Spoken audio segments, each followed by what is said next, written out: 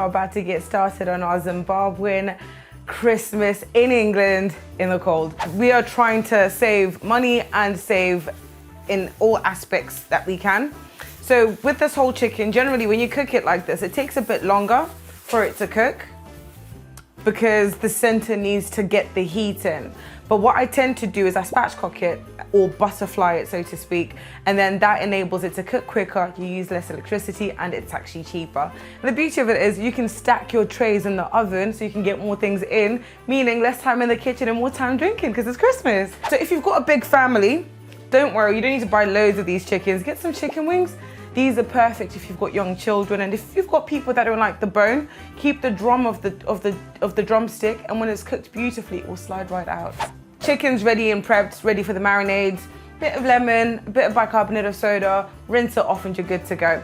I love getting seasoning that's already mixed. You save so much money when you have the garlic, the barbecue and everything, as opposed to building your own seasoning. So if you're looking to save money this Christmas, this might be the way. So I bought this garlic and barbecue seasoning from Stewart's, and it smells absolutely divine. So a generous handful, because you can never over season, but also be mindful that it might be pre-salted. I've used this one a couple of times, so I know salt-wise it's good.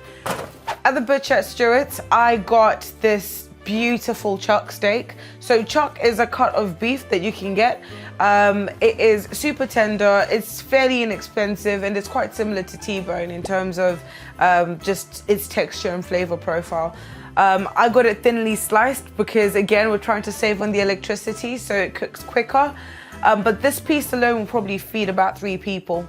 I got about 1 kilogram's worth, so there's about 9 people's worth of chuck on here, and that was less than a tenner, so that's not bad. I try to be quite selective about where I get my veg from, but being selective doesn't mean you have to spend a lot. There's an overnight market where you can get at a wholesaler's price in Birmingham. So when I've got big parties, that's where I tend to go. Or you can go to your local Aldi or Lidl. Now for the gravy, this is obviously the part of the gravy, but I like mine with some chunky bits to chew. So I tend to add just a smidge of olive oil just so that we can work through very lazy garlic. Some onion.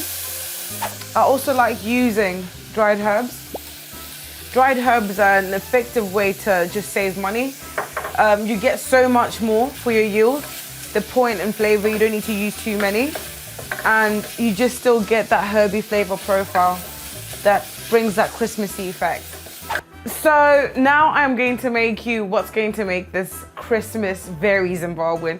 Other than the crazy amounts of meat and the different vegetables, I'm going to teach you how to make rice dory. Rice dory is basically peanut butter rice, and it's rice that's simply been steamed and then it's been cooked over in peanut butter until it's combined to this beautiful sticky rice. I tend to cheat, I use a rice cooker. With all the dishes going on in the kitchen and also wanting to be efficient with your electricity use, get everything done quickly and pop in this in the rice cooker rather than waiting for the hob to be ready or you're doing other dishes. You just get on with it. And there you have it, my delicious meat platter. I hope you enjoyed giving it a go. And I hope you found cost-saving ways to enjoy Christmas this year with you and your loved ones.